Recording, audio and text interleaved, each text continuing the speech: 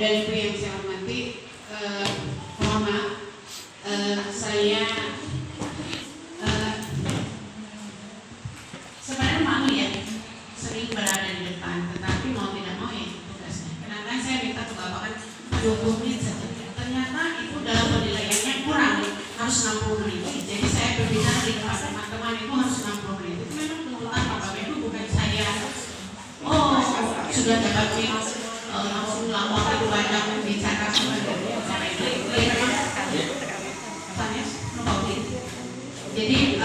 mohon maaf. Jadi begini saja Bapak Ibu berpikirnya, ini untuk tujuan sekolah kita, siapapun yang memberikan materi di depan itu orang yang terdahulu belajar. Tanda tangan. Nanti di depan Bapak Ibu yang ada di depan. Tanda tangan Seperti sekarang, nanti dalam pembuatan RPP itu saya sudah membuat komunitas praktisi. Nanti Bapak Ibu akan dibimbing oleh Bu Kanasi, oleh Bu Ida, Bu Nina ya. Jadi nanti hanya saya akan menjelaskan dulu mengenai PSE itu. Jadi seperti yang dikatakan oleh pengawas tadi, Bapak Ibu hanya open-minded sedikit saja dibuka pikirannya untuk maju. Apapun kurikulum mau membuat RPP seperti apapun silakan. Hanya masukkan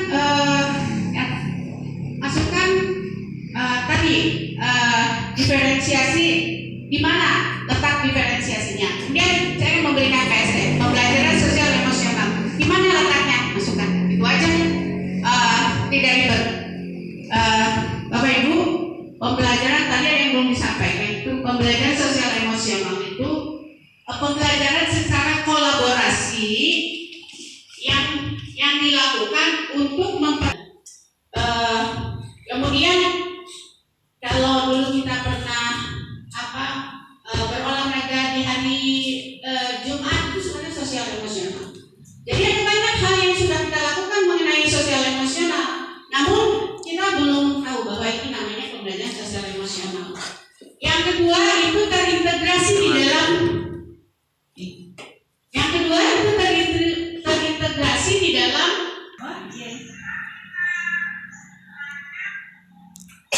suaranya ya, harus ke speaker. Jadi saya mengajarkan teks inspiratif ya, di akhir pembelajaran saya membuat refleksi. Refleksinya itu masing-masing anak disuruh membuat puisi akrostik dari seseorang yang pernah menginspirasi dia dalam kehidupannya. Mungkin orangnya sama karena satu kelas kan, mungkin yang pernah menginspirasi gurunya, ya kan? Beberapa anak menuliskan Ibu Eni Kurnia, gitu kan? Seperti itu karena mereka belajar sama Ibu Eni Kurnia. Beberapa anak menuliskan Eni Herini, gitu kan? Beberapa anak menuliskan Ida Yuhana, gitu kan? Ada yang menuliskan Ida saja. Jadi ternyata kita semua memang memberikan inspirasi bagi mereka. Mereka menuliskannya Enya apa, gitu ya? Ada yang bilang Elga dalam bersikap, gitu ya, macam-macam tergantung ekspresi anak. Itu namanya puisi akrostik, tetapi terintegrasi dengan pembelajaran yang teks inspiratif. Kan kita harus membuat refleksi setiap pembelajaran. Bapak Ibu boleh pelajaran apapun yang bukan teks inspiratif, Bapak Ibu mau membuat puisi akrostik silahkan ya, dari guru yang diidolakan. Itu sebenarnya hanya untuk membuat anak merasa senang dan itu efeknya luar biasa. Ini jadi dipanggil satu-satu ya, dipanggil satu-satu ke depan. Atau yang ini nih, yang ini itu ini di awal saya melakukan jadi tentang kesiapan anak belajar tadi ya. Kita akan mengajar. Nah kita harus mempersiapkan anak dulu nih mengenai kondisi anak di awal. Bapak Ibu boleh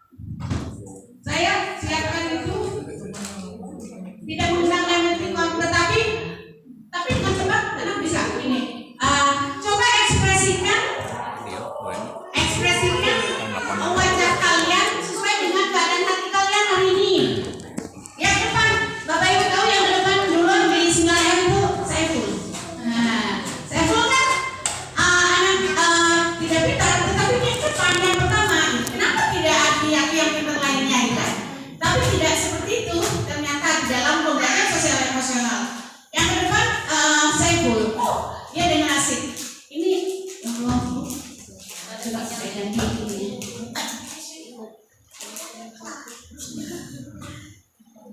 Ini agak sulit nih. Apa ini? Ini apa ini? Bawa tabrakan sama saya. Hancur LCD-nya. Tapi saya cerita banget dengan HP ini. Itu ada HP lagi. Tidak mau saya menggunakan itu. Ini dia sinyal saya pakai sinyal saya. Mudah-mudahan bisa. Jadi dia ke depan. Nah, oke, tepuk tangan dan senang. Siapa lagi? Wah, pada depan gitu. Nah, terus ada ini. Nah, sama semua. Ini emotikonnya bahagia semua. Adakah yang selain mereka dan yang tadi tampil? Ada saya. Siapa Bu? Abdul. Saya. Wow, Abdul hebat. Coba Abdul ke depan. Kenapa Abdul berbeda? Enggak, saya memang tidak bahagia. Gitu kan tidak? Saya tidak bahagia. Coba perlihatkan ketidakbahagiaan kamu dia di depan. Gitu kan murung ya. Abdul tuh. Apa itu artinya ya? Ya saya bahagia tidak bahagia tidak. Gitu. Kemudian, nah di situ kita menggali. Apa kenapa? Sedang apa? Gitu kan? Ada apa yang kamu pikirkan? Di beberapa kelas ada ya? Itu asik. Jadi ketika kita melihat, pokoknya bantu ini, bla dan sebagainya gitu. Nah, kita siapkan sampai Abdul merasa bahagia, merasa siap untuk belajar gitu. Nah, itu pembelajaran sosial emosional. Jadi ada pembelajaran sosial emosionalnya macam-macam. Ada yang untuk berpikir empati ya. Bagus banget.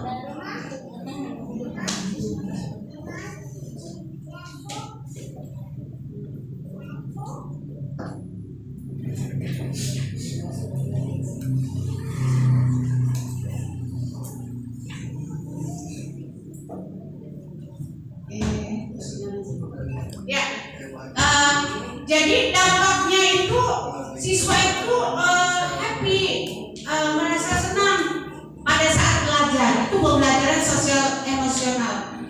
Ada yang kedua terintegrasi, yang ketiga itu protokol. Kalau protokol itu menjadi budaya dan keyakinan sekolah. Budaya seperti kalau berbicara, kalau saya mengajari kepada anaknya, berbicara itu dengan guru apalagi 1 meter, tidak boleh terlalu jauh. Dari jauh dia berbicara banyak anaknya, gitu kan ya? Saya katakan kalau berbicara dengan guru 1 meter, jangan terlalu jauh. Jadi kecolongan gitu ya. Bukan itunya Bu, kan kita mau siapin guru banyak gitu kan gitu. Nah itu sudah harus menjadi budaya bahwa ketika berbicara harus 1 meter. Laki-laki 1 meter. Jadi tidak ada pendekatan yang lebih lagi 1 meter. Itu menjadi budaya dan keyakinan saling menghargai. Kemudian yang itu sosial emosional. Kalau menyelesaikan masalah tidak dengan menggunakan otot, itu namanya protokol. Ibu bisa menuliskannya. Ini WhatsApp-nya kayak ini ya. Saya ada banyak tayangan, tapi tidak apa-apa.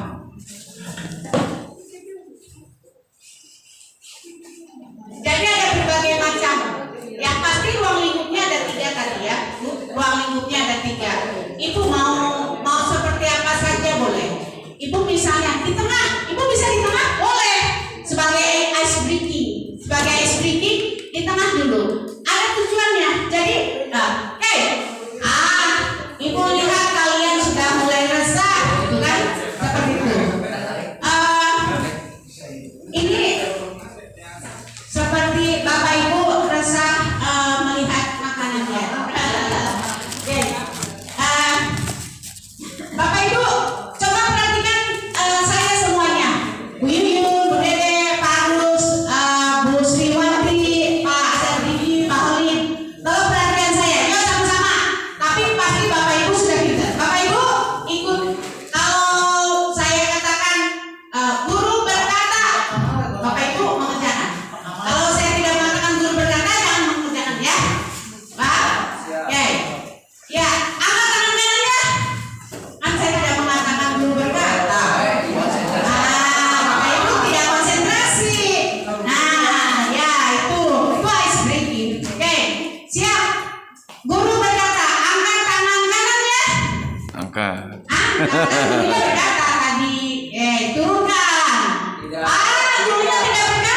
Nah, itu melatih konsentrasi. Bapak Ibu kelihatan belum berkonsentrasi. Siswa bisa di awal, di tengah sebagai ice breaking. Guru berkata turunkan lagi. Nah itu baru turunkan gitu. Nah ibu katakan kepada anak-anak apa artinya, apa makna ice breaking itu. Mana makna ice breaking itu? Kamu kalau berada di dalam kelas tidak usah melakukan apa-apa selain yang diperintahkan oleh guru. Kamu nggak usah lihat keluar karena guru tidak menyuruh untuk melihat keluar. Guru hanya mengatakan anak-anakku tolong diperhatikan ya, bagaimana ibu bicara. Nah itu aja yang diperhatikan. Jadi ada maknanya dijelaskan di situ. Itu sama pembelajaran sosial emosional. Itu terintegrasi, anak berada di dalam kelas gitu. Nah, Bapak Ibu bisa dengan apa namanya pesan berantai ya. Sesekali yang paling pintar dari bacaan ini siapa? Maju depan. Ini maju. Oke. Coba tapi tanpa didengar oleh mereka ya.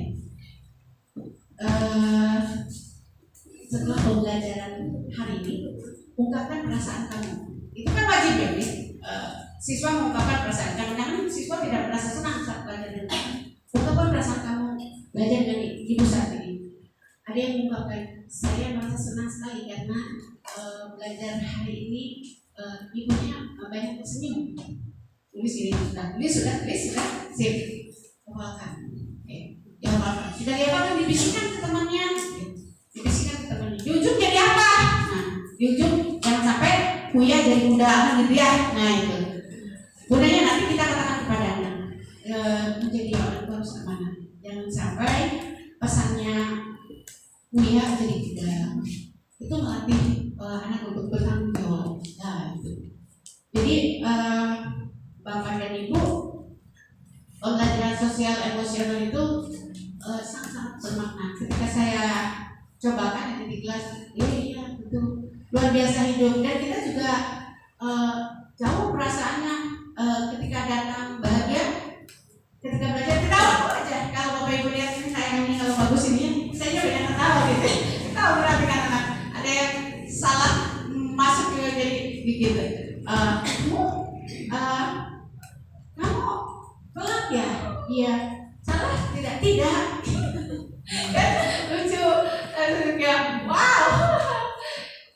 Lempeng banget. Sudah tahu telat. Dikatakan salah nggak mau. Nggak salah. Ketawa aja. Kita lagi melakukan itu pembelajaran sosial emosional gitu ya. Oke, baik Bapak Ibu, ini sinyalnya kurang bagus. Saya perlihatkan contoh RPP ya, RPP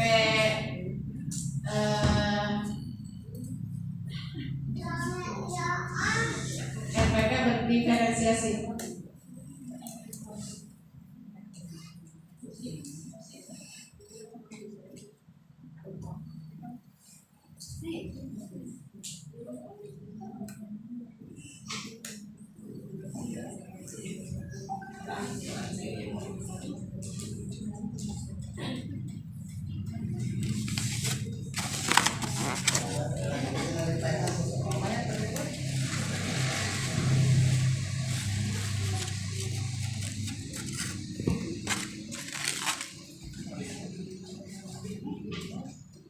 Dekat 3 jam. Ada banyak yang saya coba membuat RPP berdiferensiasi, model daring, model luring, ada banyak. Tadi ya Bapak Ibu, isinya seperti yang tadi itu ya, itu isi kalau dikenali misalnya ini senang ini nanti isinya apa itu isi. Ya kalau produk itu nanti hasilnya. Isinya boleh jadi tentang olahraga, tapi produknya dia berpuisi. Boleh jadi tentang apa seni, produknya seni itu isinya seni, produknya dia menari seperti pocong-pocong ya. Saya dulu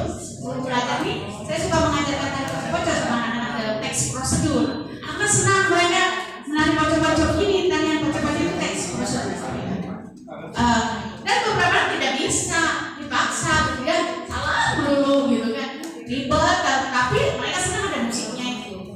Nah lihat Bapak Ibu, ini rencana pelaksanaan pembelajarannya. Seperti biasa dituliskan identitasnya. Kemudian ini setelah dilakukan wawancara dan pengisian angket yang diberikan kepada siswa, dapatlah data kelompok siswa yang menyukai artikel, kelompok siswa yang menyukai bermain peran, kelompok siswa yang menyukai puisi, kelompok siswa yang menyukai cerpen. Ini karena kita akan ke produk. Jadi nanti hasilnya itu, mereka itu nggak usah dibatasi bagaimana maunya mereka. Sebenarnya jadi untuk mengenali pemetaan siswa itu sukanya kemana, itu Bapak Ibu bisa mengisi angket kan tadi ya lewat Google Form. Tetapi langsung saja di kelas juga bisa, seperti yang saya lakukan kan di tengah-tengah ya dari awal. Coba kalau yang gaya belajar itu begini, siapa? Oh ini. Tapi rata-rata sama sih, rata-rata sama di sekolah kita ya. Beda-beda kinestetik sedikit. Macam kelas muda sejidan ya, beda itu kinestetik kelihatan. Kalau di kelas 9F itu ilmik gitu kan, itu kinestetik tuh, ilmik sudah kelihatan. Jadi kita tidak memarahi mereka yang kebanyakan gerak gitu. Mana yang cicing? Nggak boleh. Jangan, biarkan saja dia. Bahkan saya bawa tuh main panah-panahan, saya bawa aja ke ruangan. Jadi dia sikit. Nah, diperintah nggak apa, terus dia tuh menggeletak langsung main dan udah biarin aja, sama saya dibiarkan. Memang itu tujuannya. Daripada mereka ikut mengambil yang lain, nggak dia lihat itu lah, tiba-tiba dia jadi gue saya ada di jauh dan gitu. Padahal saya sengaja memang biar saya tahu pasti itu akan digunakan oleh mereka. Saya taruh, dia langsung wah main tembak-tembakan gitu. Gak apa-apa, biarkan aja gitu ya. Yang penting pembelajarannya tercapai. Jadi diketahui seperti itu tujuannya ke produk.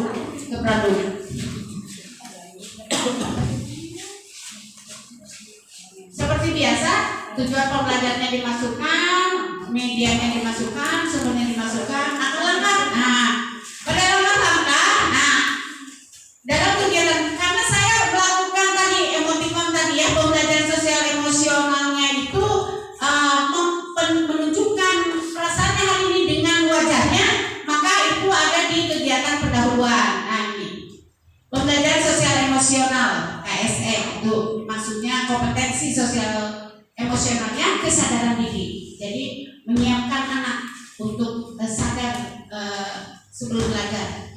Cara pertamanya terintegrasi dalam pembelajaran, bentuknya murid mengekspresikan keadaan hatinya di bangku masing-masing atau di depan kelas. Jadi Bapak Ibu kan ada yang saya mau ke depan, jangan dipaksa. Biar saya mau di situ, bisa mau di sini aja, jangan dipaksa. Biar saja dia di situ. Ada yang kan seperti Apple juga, saya berdoa saya Apple gitu ya, padahal dia kan nggak pintar tapi pembelana gitu kan. Kemudian yang dilakukan dulu memberikan pemahaman pada siswa bahwa keadaan hati seseorang dapat dilihat dari raut wajahnya. Jadi ya memang kalau lihat siapa yang berbeda Abdul, ternyata memang tidak, Abdul kan selalu begitu ya kan, tampak seperti memang kalau saya tidak pernah tahu kalau Abdul itu bermasalah. Kan seperti apa yang dia bilang? Saya sedih enggak? Bahagia enggak? Gitu. Kata dia seperti itu. Nah inti saya tidak seperti biasa itu FPP-nya.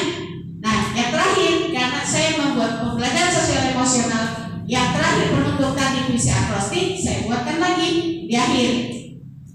Pembelajaran sosial emosionalnya, kompetensinya kesadaran sosial. Kalau kesadaran sosial itu mengasah berpikir empati. Bentuknya cara penerapannya terintegrasi dalam pembelajarannya. Bentuknya murid membuat puisi akrostik dari orang yang pernah memberikan inspirasi. Dan ternyata buat mereka yang menginspirasi adalah guru-gurunya. Semuanya adalah guru-gurunya. Tidak ada yang menuliskan orang tuanya. Ketika saya pertama kali mengajarkan bagaimana membuat puisi akrostik, saya katakan yang menginspirasi dalam kehidupan ibu adalah ayah. Lalu saya tuliskan namanya. Tapi betul tidak ada. Ternyata kita adalah sumber inspirasi buat mereka. Oleh karenanya, marilah jadi orang-orang yang inspiratif gitu ya.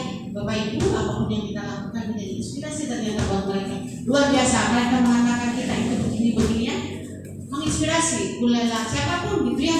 Itu ada banyak anak-anak dan mereka ingin dibacakan gitu, ingin bacakan atau membaca sendiri. Terus saya mau membacakan sama ibu boleh, tidak apa-apa. Terus saya baca sendiri. Itu luar biasa anak-anak gitu ya. Yang dilakukan, yang harus disampaikan kepada siswa, setiap orang pasti memiliki kelebihan yang dapat memberikan inspirasi kepada kita. Satu contoh dalam inspirasi tidak harus datang dari orang hebat. Saya katakan, suatu ketika ibu berhadapan dengan siswa di kelas 9B, ada seorang siswa yang selalu dibully karena dia tuh jarang mandi, bau, kemudian tidak ada teman yang mau bermain dengannya.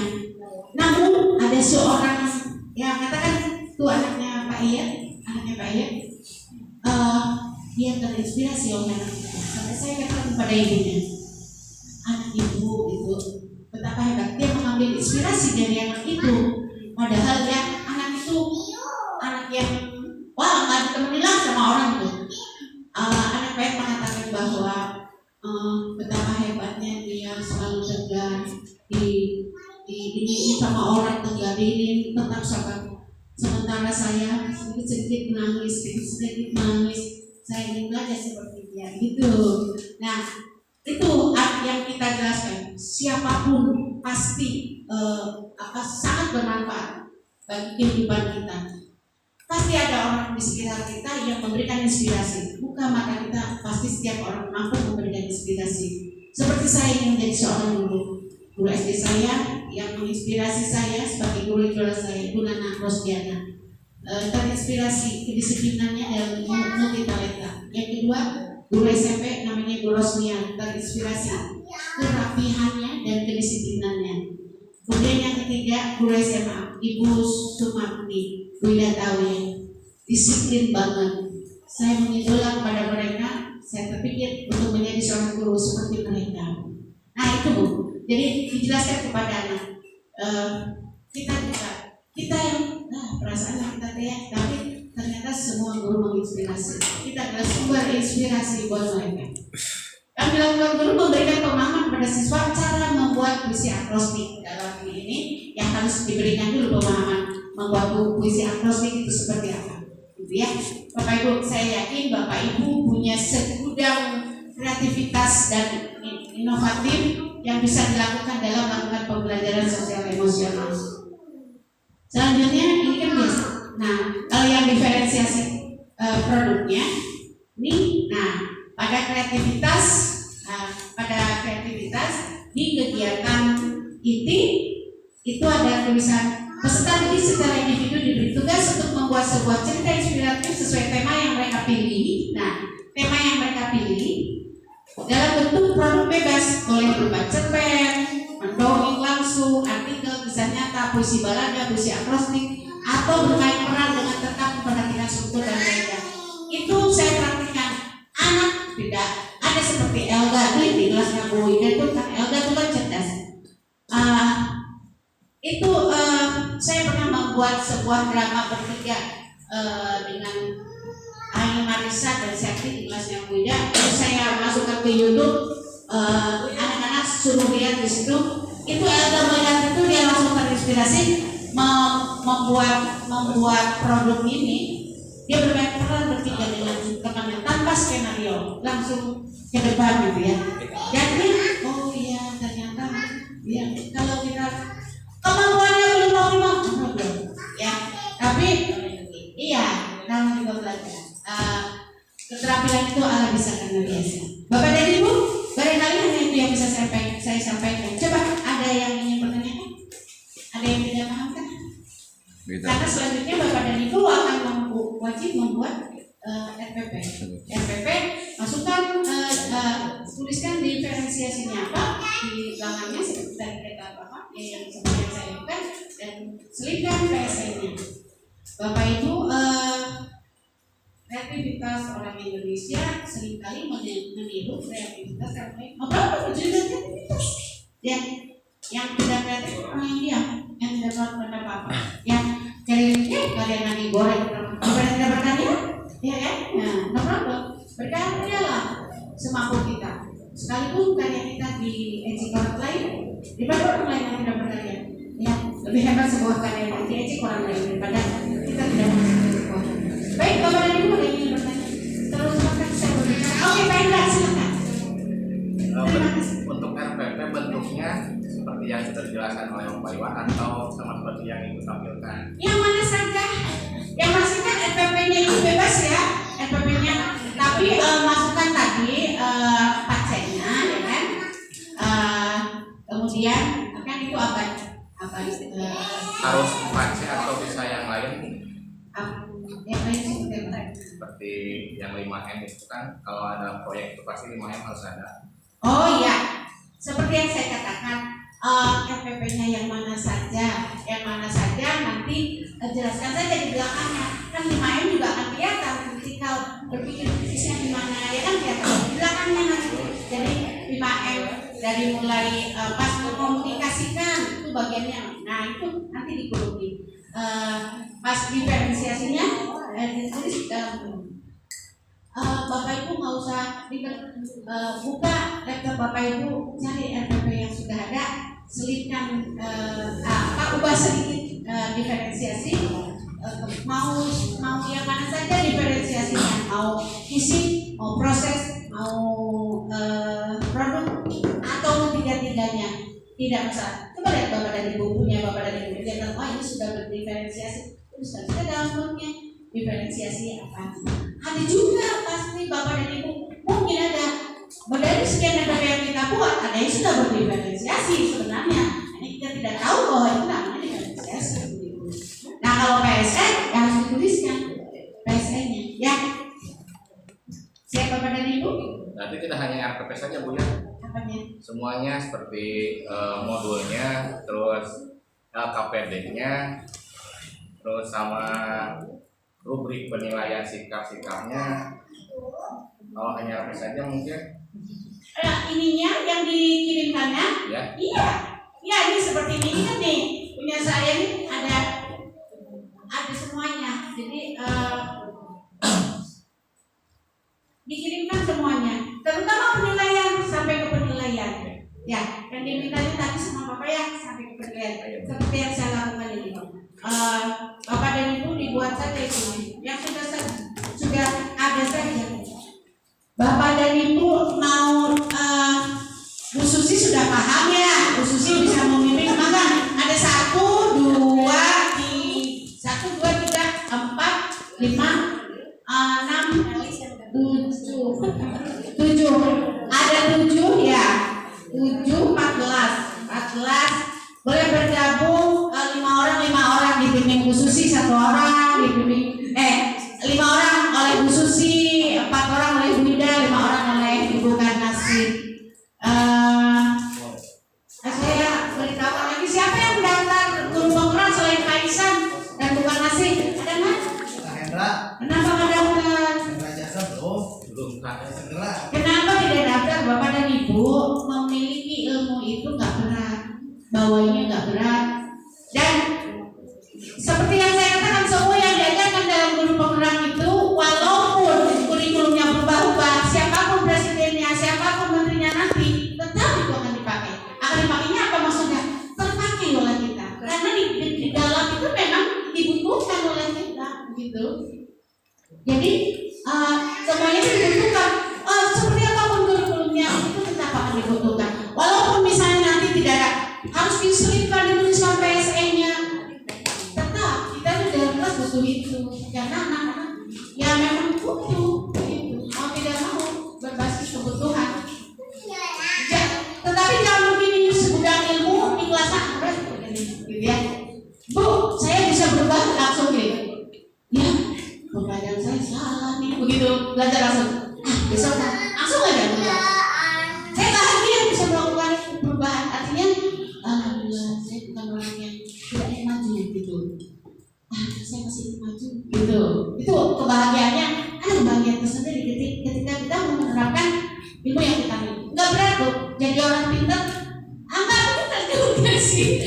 Tidak pintar juga, hanya menambah wawasan. Barangkali seperti itu ya. Apalagi seperti saya, sudah tua. Apa sih? Apa pintarnya? Kalau saya berpikir yang penting saya bisa.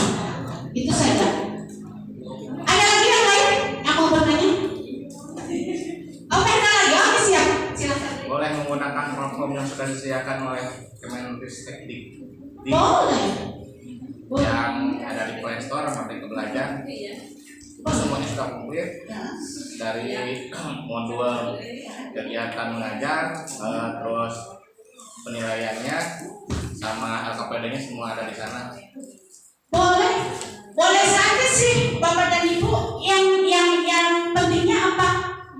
Bapak dan Ibu bisa prakteknya, gitu kan, gitu ya. Artinya Pak Hendra menggunakan itu kan juga menyalin ya. Kalau misalnya kan otomatis otaknya berpikir ya, otaknya berpikir, oh ini. Itu juga hebat, gitu. Ya itu sangat hebat, luar biasa. Ya Bapak dan Ibu, dan bahkan mengetahui, oh ternyata yang betulnya istilahnya ya, wah ternyata gitu. Pasti otak kita berpikir ketika membuat itu sinyal musik. Ya. Oke, silakan berkelompok mau